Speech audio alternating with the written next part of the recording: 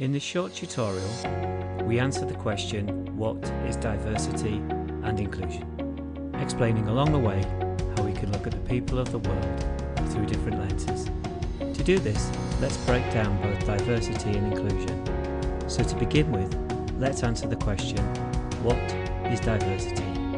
Our communities and workplace are made up of people from diverse backgrounds.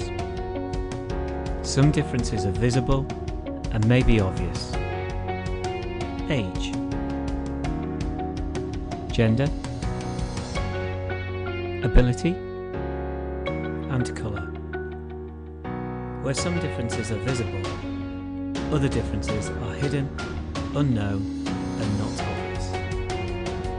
Mental capacity, religion, ethnicity, gender reassignment, sexual orientation, marriage or civil partnership, pregnancy or maternity, gender identity, and beliefs. So there's some explanation as to what diversity is, and as you can see, we really do live in a diverse world. The final definition comes from the CIPD. Diversity is about recognising difference. So now we've clarified diversity, let's define what is inclusion.